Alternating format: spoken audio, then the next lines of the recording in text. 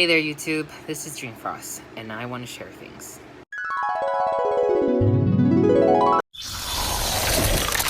Hey guys, and welcome to my first ever tutorial. Now before I get started on how to make a custom pop figure, I do want to showcase a little bit of my work. I tend to make a lot of pop figures of characters that are kind of have less attention or, kind of ignored when compared to other characters. Some examples would be like the Swan Princess or Oz or Great and Powerful, Once Upon a Time characters. There's a lot of characters that I think deserve a pop but don't have pop.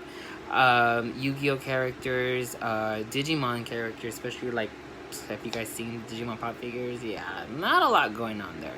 But and many more, and I just wanted to show you guys, since I want to make them, I figure why not show others how to make their own. Now obviously before I start, again, I'm so sorry you guys, I keep putting the breaks. I just would like to showcase my work a little bit, just so you guys know exactly, like, I guess my level of expertise or my skill level. Now if you want to call me amateur, that's fine, I'm no professional, but I do think that the ones I make, if they were so easy to make, why don't more people make them? For example, the Swan Princess, I made Odette right here. This one was a kind of a combination between Princess Tiana and Ariel. Again, it's so easy to make. I was able to make it. I don't see why, the company doesn't invest in them. I'm sure they could make a better one, maybe even a Derek one, or even a Swan version of it. Just saying. Another one I made was Ingrid, the Snow Queen. She was actually my favorite character from Once Upon a Time. Another one I made over here was Theodora and Evanora from Oz the Great and Powerful.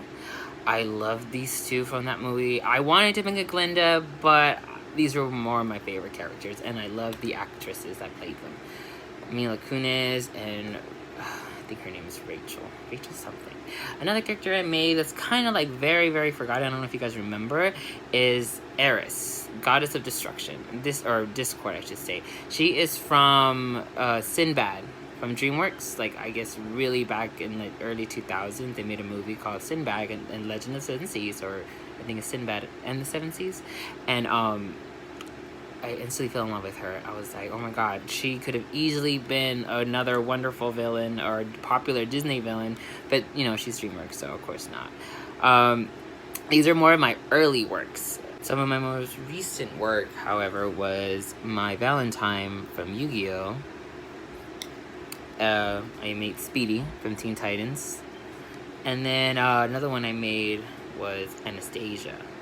Which, honestly, if you Google her, there's a lot of people that made her, and I'm just like, come on, Funko Pop.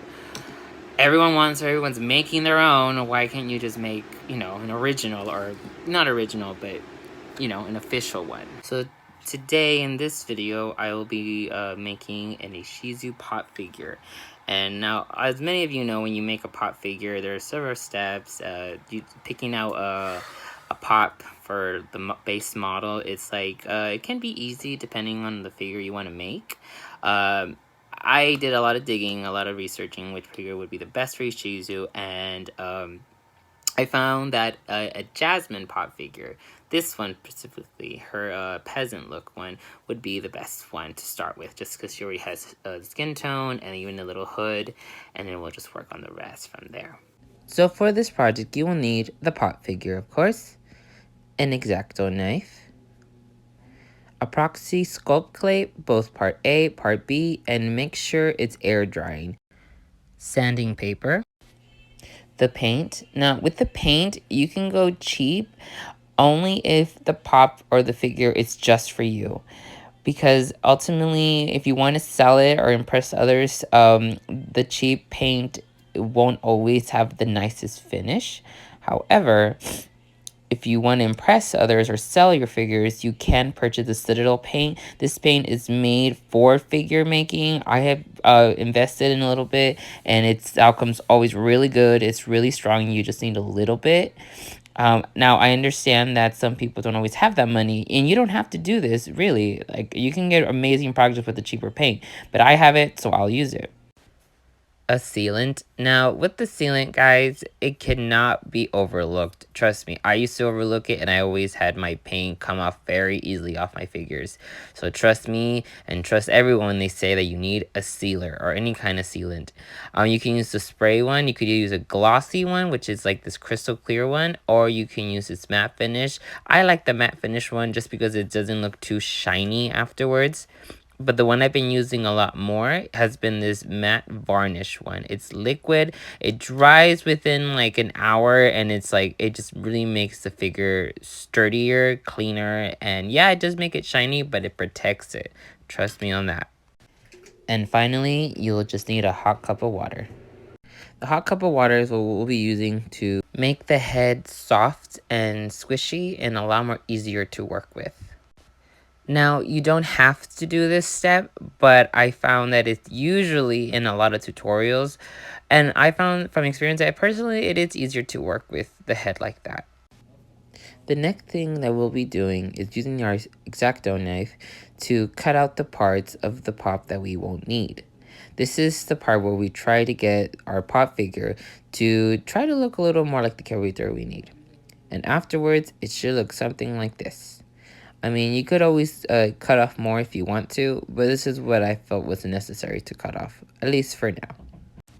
Next, we'll be using our sanding paper to soften up the rough edges.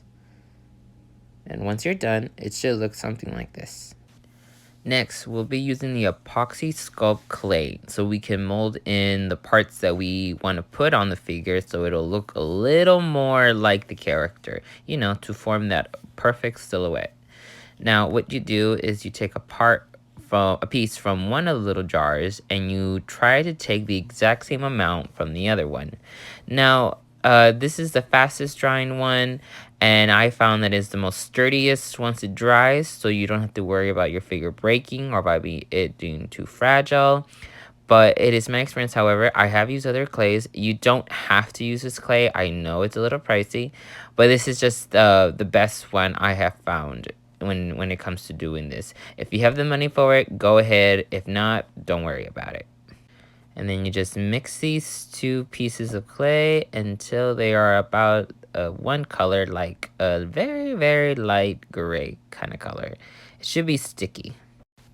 And once it's ready, we'll start putting the stuff on our figure. And it should look something like this. The details, I would recommend take your time, but not too much time because the clay will start to dry within an hour.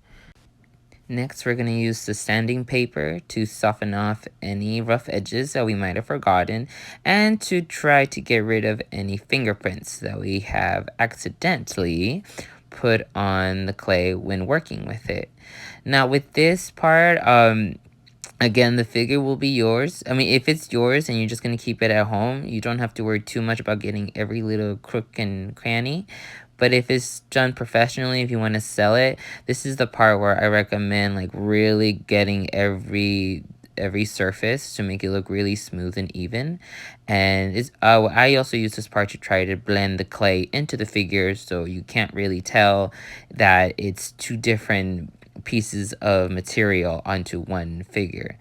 Now, personally, I tend to underestimate this step, so take my advice and really, really sand those surfaces out. Alright guys, now the next step is, of course, the most fun part, painting the figure. Now with paint, like I said before, you just have to choose what kind of paint you want to use. For me, I like to use a mixture. So I'm going to use this Martha Stewart spray paint because it's a bit of a creamy color, and I'm going to use that on her robes. And then for her skin, I'm going to mix this Citadel white paint with this Apple Barrel brown paint. It should get a nice light brown for her skin. And then for her accessories, I'm going to use this brush metal acrylic paint color gold. And after it has dried, it should look something like this. Now, I did make some alterations off camera, like her skirt. I did have to cut into it just so we could show off some of her legs, and I did paint that.